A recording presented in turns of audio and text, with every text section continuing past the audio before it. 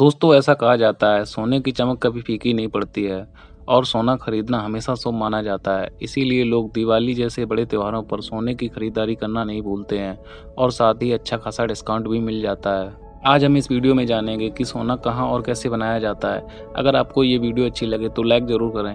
Hey everyone, this is Swatantra, welcome to my Factonic channel. Let's begin. Bharat में सोने का सबसे अधिक उत्पादन कर्नाटक राज्य में होता है, जहां कोलार, हट्टी, ऊटी नामक खदानों से सोने को निकाला जाता है और इसके अलावा आंध्र प्रदेश और झारखंड के कुछ भागों से भी सोना निकाला जाता है। सोना आमतौर पर या तो अकेले या पारे या सिल्वर के साथ मिश्र धातु के रूप में पाया जाता है। सोना कैलेवराइट, सिल्वेनाइट, पेजजाइट और क्रेनराइट अयस्कों के रूप में भी पाया जाता है।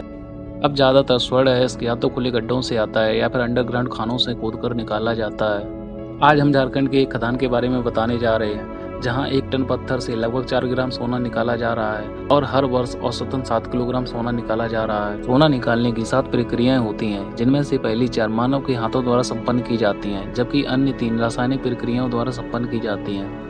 प्रक्रिया नंबर 1, विस्फोटकों द्वारा चट्टानों को तोड़ना। किस पत्थर को तोड़ना है इसकी जांच भूवैज्ञानिक या जियोलॉजिस्ट करते हैं और फिर उस चिन्हित चट्टान को डायनामाइट की सहायता से तोड़ा जाता है। 300 से 500 मीटर की गहराई से करीब 1 टन पत्थर निकाला जाता है और पूरे दिन में करीब 300 टन मलबा बाहर निकाला जाता है। सोना एक जगह पर जमा नहीं होता है और यह स्वर्ण अयस्क के रूप में इधर उधर मूव करता रहता है। प्रक्रिया नंबर 2, पत्थरों की पिसाई।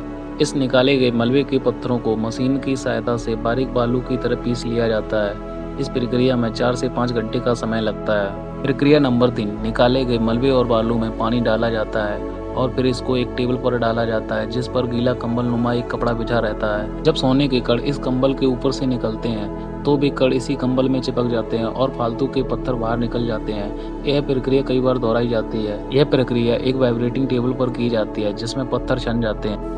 प्रक्रिया नंबर 4, गीले कपड़े को साफ पानी से धोया जाता है, जिससे पानी के साथ बालू के कण बह जाते हैं और सोने के अंश शेष रह जाते हैं, जिन्हें बाद में पिघलाकर सोने के बिस्किट और ईंट में बदल दिया जाता है। यदि इन प्रक्रियाओं से सोना नहीं निकलता है तो रासायनिक प्रक्रियाओं की सहायता लेनी पड़ती है। खदान से निकाले गए पत्थरों और इसके चूड़ को कार्बन पल्स प्लांट में भेजा जाता है, जिस पर पोटेशियम साइनाइड डालकर 48 घंटे तक छोड़ देते हैं। साइनाइड से प्रक्रिया करने के बाद मलबे में छिपा सोना तरल रूप में बाहर आ जाता है। दूसरी रासायनिक प्रक्रिया, जिसे अमलगमेशन कहते हैं, अयस्क से शुद्ध सोना हासिल करने के लिए सबसे पहले अयस्क को धोया जाता है, फिर उसे प्लांट में भेज दिया जाता है। प्लांट में अयस्क को पानी के साथ छोटे छोटे टुकड़ों में पीस लिया जाता है। इसके बाद अयस्क को पारे की परत चढ़ी हुई प्लेटों के बीच से गुजारा जाता है, जहां स्वर्ण और पारा मिलकर अमलगम बना लेते हैं। इस प्रक्रिया को अमलगमेशन कहते हैं। एक बार अमलगम बन जाने के बाद इसे तब तक गर्म किया जाता है जब तक कि पारा गैस बनकर उड़ नहीं जाता।